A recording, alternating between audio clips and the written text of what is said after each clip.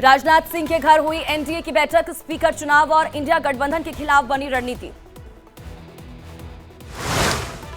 Shiv Sena UBT नेता संजय राउत का बड़ा बयान, कहा अगर टीडीपी स्पीकर के पद के लिए उम्मीदवार खड़ा करती है तो इंडिया गठबंधन देगा साथ। 24 जून से 3 जुलाई तक चलेगा 18वीं लोकसभा का पहला सत्र। 24 और 25 जून को नए सांसदों का होगा शपथ ग्रहण। 26 जून को होगा लोकसभा स्पीकर का चुनाव। 25 जून तक प्रस्तावित किया जा सकेगा नाम। 20 जून को जम्मू कश्मीर जाएंगे प्रधानमंत्री नरेंद्र मोदी। सुरक्षा को लेकर गृह मंत्री अमित शाह ने की बैठक। कल वाराणसी दौरे पर जाएंगे पीएम मोदी, किसानों से करेंगे बातचीत। 300 किसानों को आवास की दी जाएगी सौगात। काशी विश्वनाथ धाम में भी करेंगे दर्शन पूजन। दशाश्वमेध घाट पर होने वाली प्राचीन गंगा आरती देखेंगे पीएम मोदी। 16 घंटे के आसपास काशी में पीएम मोदी बिताएंगे समय। किसान सम्मान निधि की 17वीं किश्त भी करेंगे जारी।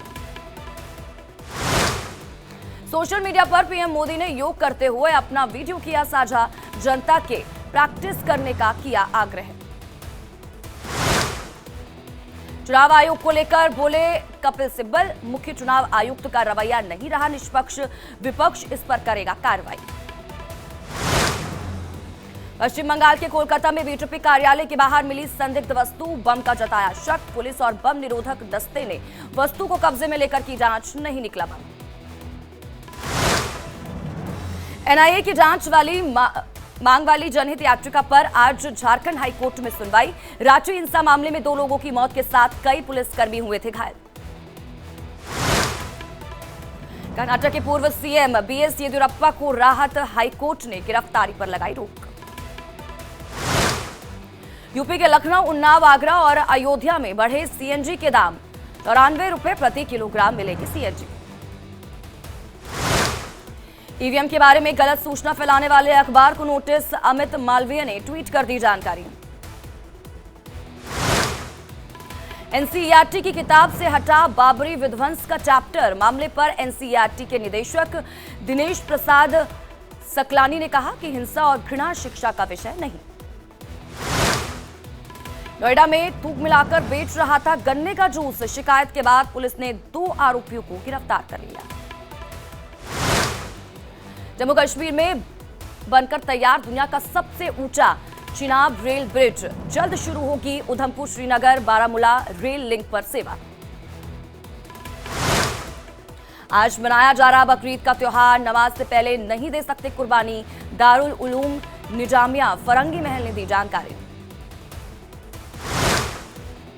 ईवीएम हैकिंग के आरोपों को इलेक्शन कमीशन ने किया खारिज, कहा ईवीएम किसी ओटीपी से अनलॉक नहीं होती, ना किसी डिवाइस से कनेक्ट है।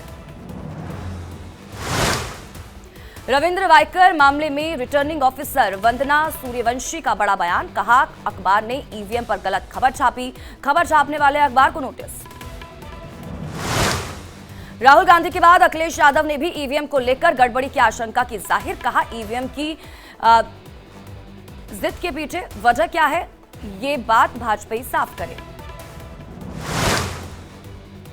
ईवीएम विवाद पर पूर्व केंद्रीय मंत्री राजीव चंद्रशेखर ने दिया जवाब, एलन मस्क के बयान को बताया गलत, ये बहुत बड़ा व्यापक सामान्यीकरण स्टेटमेंट।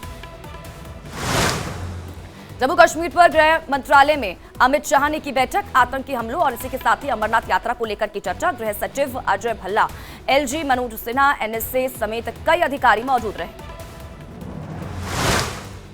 बैठक में अमित शाह ने लिया बड़ा फैसला, जम्मू कश्मीर में आतंक विरोधी अभियान होंगे तेज, अमरनाथ यात्रा की सुरक्षा की जाएगी और भी ज्यादा कड़ी। केंद्रीय मंत्री प्रहलाद जोशी ने कर्नाटक सरकार पर साधा निशाना, कहा कर्नाटक में लागू की गई आधी अधूरी गारंटी, जिसकी वजह से बढ़े कर्नाटक में पेट्रोल के दाम। केंद्रीय मंत्री रामदास अठावले का बयान, कहा बखूबी निभाऊंगा अपनी जिम्मेदारी, बाबा साहेब अंबेडकर के पद चिन्हों पर चलते हुए उनके सपने को पूरा करने के लिए करता रहूंगा प्रयास। दिल्ली पुलिस ने मंत्री आतिशी की शिकायत के बाद जल बोर्ड की पाइपलाइनों का किया निरीक्षण, कहा यहां कोई रिसाव नहीं। आतिशी और केंद्रीय मंत्री हर्ष मल्होत्रा का पलटवार, कहा यह आम आदमी पार्टी के नेताओं का षड्यंत्र, टैंकर माफिया को फ्री में पानी मिल सके इसलिए तोड़े पाई। बीजेपी सांसद मनोज तिवारी ने दिल्ली सरकार पर साधा निशाना, कहा हर साल दिल्ली में होता है जल संकट। इनकी ना तो काम करने की नीति है और ना ही नियत, ये बस खजाने को लूटना चाहते हैं। यूपी के सीएम योगी आदित्यनाथ ने एम्स ऋषिकेश पहुंचकर मां से की मुलाकात, मां की सेहत की जानकारी। ऋषिकेश में मां से मिलने के बाद रुद्रप्रयाग हादसे में घायलों से मिले CM Yogi Adityanath, AIIMS director से स्वास्थ्य और इलाज के विषय में ली जानकारी। केंद्रीय मंत्री की शपथ लेने के बाद पहले बार भोपाल पहुंचे शिवराज सिंह चौहान। बीजेपी दफ्तर के बाहर महिलाओं ने शिवराज सिंह चौहान के लिए गाया गाना। बंगाल में चुनाव बाद की हिंसा मामले को लेकर बीजेपी का केंद्रीय दल पहुंचा कोलकाता, हिंसा पीड़ितों से बातचीत कर लिया स्थिति का जायजा। राज्य मंत्री रवनीत बिट्टू का बड़ा बयान, कहा अमृतपाल सिंह का परिवार अगर मुझसे संपर्क करता है तो मैं केंद्र सरकार के सामने उनकी चिंता रखूंगा।